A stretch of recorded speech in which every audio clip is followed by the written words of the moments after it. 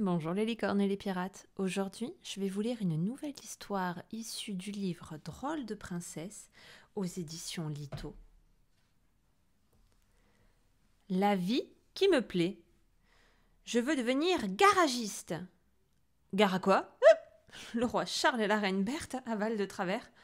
Ont-ils bien entendu? Leur fille, la jeune princesse Lucie Lisbeth de Mortadelle, veut devenir garagiste. Oh, le vilain mot, s'écrie la reine, agitant son éventail en tous sens comme si elle chassait des mouches. Voyons, voyons, tranche le roi avec autorité. Vous n'avez pas à vouloir devenir quoi que ce soit, Lucie Lisbeth. Vous êtes déjà princesse, oui, je sais, soupire Lucie Lisbeth. J'ai 10 armoires pleines de robes et de dentelles et j'ai même pas une salopette pour aller travailler. Ça suffit, l'interrompt la reine. Une salopette pour aller travailler? Mais quelle horreur! Ah, Charles Honoré, Édouard, Philippe, Alban de Mortadelle! Qu'avons-nous donc fait pour avoir une fille pareille? Lucie Lisbeth se moque bien de ce que pensent le roi et la reine.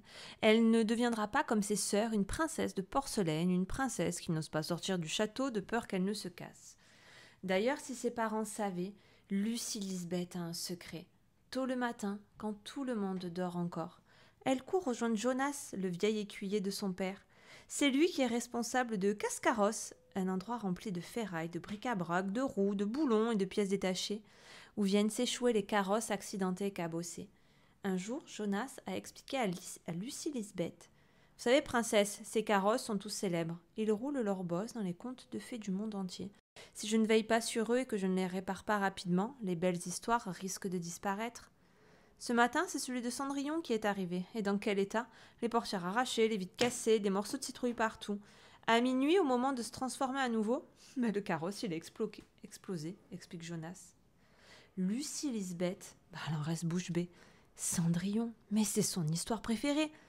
Ah, que la belle princesse de ses rêves n'ait plus de carrosse pour aller au bal et rencontrer son prince charmant, c'est tout simplement inimaginable. Alors toute la journée, elle travaille avec Jonas pour le réparer. Princesse, serrez plus fort avec la clé à molette.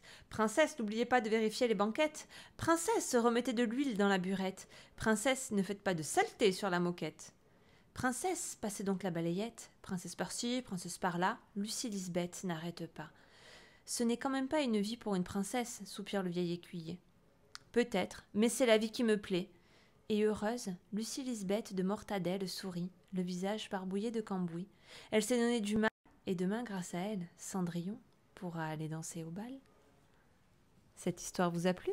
Laissez-moi en commentaire les prochaines histoires que vous aimeriez que je vous raconte.